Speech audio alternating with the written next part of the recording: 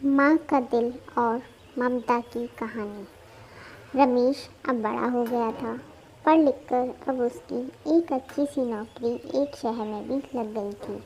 कुछ दिनों के बाद उसके माँ बाप ने उसकी शादी एक सुंदर और सुशील लड़की से करा दी, जो कि वह भी नौकरी करती थी। अब रमेश और पत्नी दोनों जॉब करते हुए एक ही शहर में बस गए थे। कुछ दिनों के पश्चात रमेश के पिताजी भी अब इस दुनिया को छोड़कर चले गए, जिसके बाद उसकी माँ एकदम से अकेली सी हो गई थी। जिसके बाद कुछ दिनों के बाद रमेश अपनी माँ को अपने साथ रहने के लिए शहर ले गया। उसके बाद शहर में आकर रमेश की माँ एकदम से अकेली पाती। इस तरह उन्हें भी अच्छा नहीं लगता, लेकिन एक माँ अपनी बेटी की हमेशा खुशी ही चाहती है।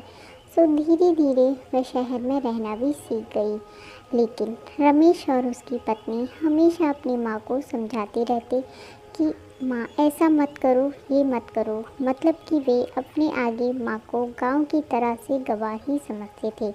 लेकिन माँ का दिल तो हमेशा से अपने बच्चों के लिए बड़ा ही होता है। सो वे सभी बातें चुपचाप सुनकर हाँ में हाँ मिलाकर रह जाती।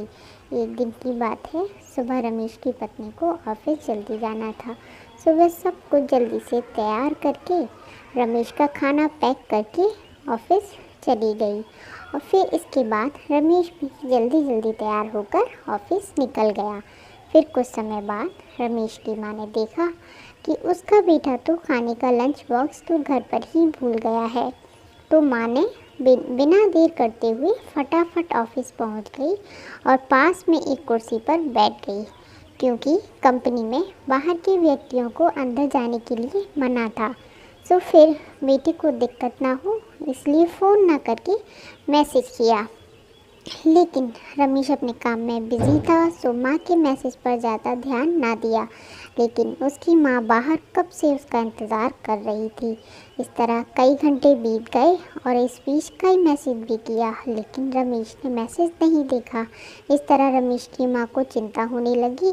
लेकिन रमेश अपनी माँ के कई मैसेज आने के बाद वह अंदर ही अंदर खूब गुस्सा होने लगा। आज तो उसने तय कर लिया था कि आज घर जाकर माँ को खूब अच्छे से तरह से समझा देगा कि यह उसका गांव नहीं है जो कुछ भी मनमानी करती रहेगी। और इस तरह शाम हो गई।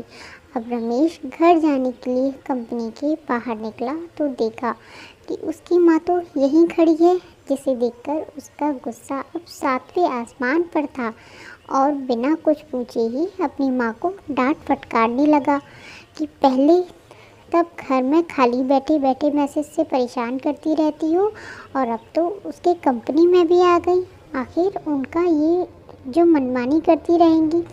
यह सुनकर रमेश की माँ ने खाने का टिफ़िन रमेश की ओर आगे बढ़ा दिया, जिसे देखकर रमेश समझते हुए देर न लगी कि वह अपना खाना भूल गया था, जिसे माँ ने उसे देने के लिए यहाँ आई है। इसके बाद रमेश की माँ बोली, बेटा भले ही तुम बड़े हो गए हो, बड़े शहर में रहने लगे हो, भले ही अच्छे बुरे की ज़्यादा समझ आ गई हो, लेकिन मेरे लिए आज भी मेरे कलेजे का टुकड़ा हो, जिसे मैंने बचपन से लेकर आज तक पालते हुए आ रही हूँ। रमेश को अब आंखें खुल चुकी थी। आखिर उसकी माँ उसकी परवाह करते हुए खाना लेकर आई थी, जिसे वह बिना सोचे समझे अपनी माँ को ही डांटे जा रहा था। अब वह अपने किए हुए पर बहुत पछतावा हो रहा था, जिसे देखकर माँ ने उसे एक बार फिर से अपने गले लगाया। और इस तरह रमेश अब आगे से खुद को माँ के लिए बदल लिया। अब उनकी पहले से ज़्यादा अच्छे से देखभाल करने लगा, जिसके बाद माँ को अब शहर भी अच्छा लगने लगा था, क्योंकि अब उसका बेटा फिर से मिल गया था। गाइज़, अगर आपको हमारी स्टोरी पसंद आई हो तो please like, subscribe and comment ज़रूर करें। Thank you.